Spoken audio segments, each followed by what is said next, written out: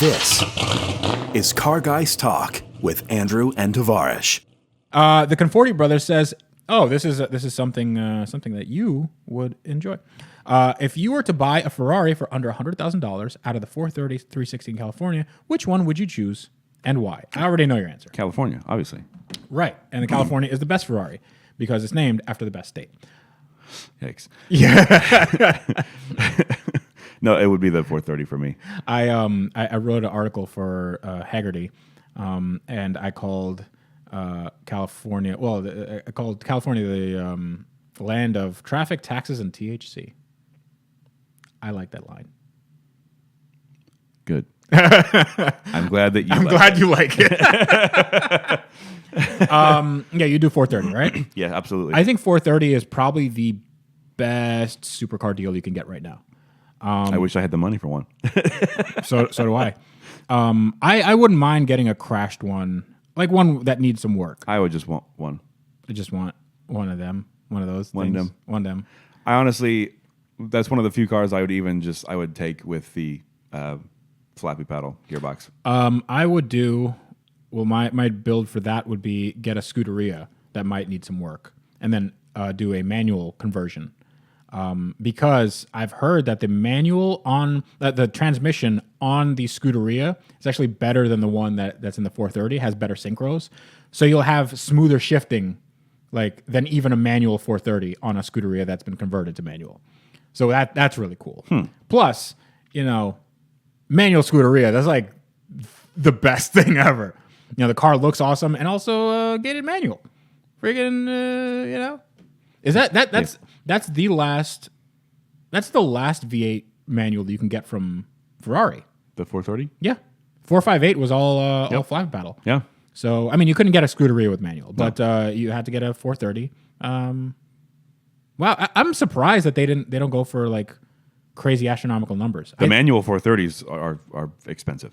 They're not that expensive though. They're not super expensive. They're over $200,000 $200,000 for a manual. I thought it was like 150 or 160 or something. For a really good shape. Yeah, well, I mean, flappy paddle at 430. You know what's gone crazy? I was looking at Diablos the other day. Oh, the huge, insane prices. So I'll just show you. I'll show you. I'll show you. I'm not afraid of you anymore. Not afraid. This is not my final form. Okay. Why do I sound like Zoidberg? This is not my final form. Okay. So a lot of you guys, you guys go price plus shipping lowest first. I always go highest first. First. No, the reason why is not because I'm like money bags that I can afford anything. It's like you can skip past the ones that have exactly. Like you can skip past shipping prices, right? And then you skip past like this car is $3. Yeah, $90,000 in shipping. Right. So let's go here. Check this out. Good night. So this has 746 miles on it, and it's $698,000. Yeah, that's a lot of money. So Rob Dahm has this almost exact car. He just has it in yellow. In yeller. Mm-hmm. And it's a nice car, I guess, but for $700,000, I feel like I can spend my money elsewhere. Yep. But this would be on like 3 Mercies. Well, I can spend on what I got it for almost 10 Mercies. Almost 10. Yeah. Like 7. But it's insane. So there's another one. It's a 98, and it has 3,512 miles, and it's for $529,900. Why? They're just going up. Why? Well, this is the earlier SV.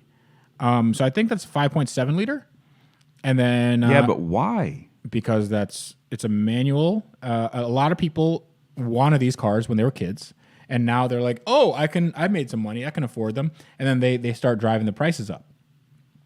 And these are relatively low miles cars. I mean, it's a 99, so this is a car that's 20 something years old.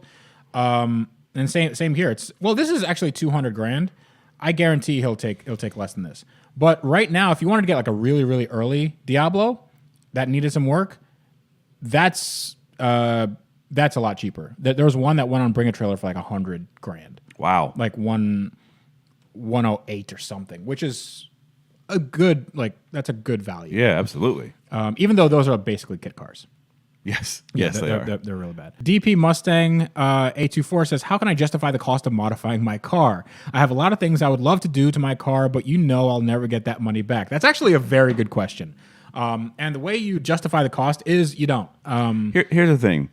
You spend a lot of money on your car, Yeah. and you don't get that money back. Right. Because you sell the parts or it decreases the value of the car because it's modified, blah, blah, blah. At the best, it does. It just stays, stagnant.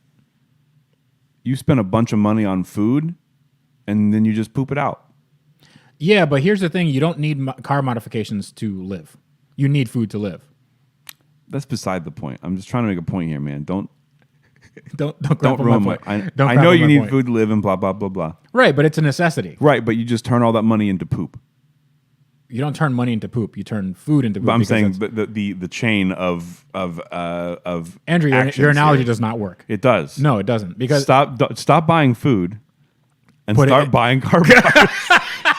That's basically the point I'm trying to make here. You spend so much money on food, you don't have to spend any money on food. So I mean, you can just eat. We've all been in the situation. Become an oxygenarian. Yes, and just consume air. Yes, I think it's breatharian. I thought it was oxygenarian. Maybe. Either way. Yeah, either way. Live off the rays of the sun, everyone. Photosynthesize. And become spend more money on car parts. Become beautiful tree. So we've all been in the situation where, you don't have a lot of money, but you're like, I gotta get this car part. So somebody on Facebook Marketplace is selling this thing for $100 and it's like $500. So, it's one of those things where it's a hobby. These cars are essentially not a hobby, dude. It's a way of lifestyle. Life. Yeah. It's a lifestyle. I don't got family. I don't got friends. I got family. What if that was in the movie? He just stumbled over his lines and they just kept it in there. I don't got family. I don't got friends. I got family. I got family. I got family. What if he says, I got family, and he holds up a Fram oil filter? And then the movie ends like, wait, what? It's Frampa. Yeah. I love how they made those commercials like Fram's the best thing ever. And it's literally the worst oil filter you could possibly buy. So back to the question. It's it has to be an emotional decision for you to buy any sort of car parts or modification, because you're modifying a car for your tastes. You're modifying a car to make it, drive better or look better or just reflect something about you. I don't think that you should modify a car for the next person, because that's a really dumb thing to do. Yeah, I hate that. Yeah. But that's what people, I love the comments on Art of the Flip where like, why did you undo all those mods? I liked it the way it was. Like they don't understand. I'm not going to buy this car, but I like them. Yeah. Okay, cool. Great. So put them on your car. Yep. Yeah. I got the parts for sale. I don't want to buy those. Those are expensive.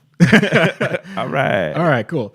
I just think that you have to not see it as a investment in any way. Yep. Just you see it as you turning that money into poop. Yeah. But you can sell your poop in that you can do Japan, a part out. In Japan. You can do a part out. It's illegal. And make a little bit of money back. That's illegal. So you kind of turn poop back into money. Uh-huh. That's that analogy worked perfectly. Thanks for watching Car Guys Talk.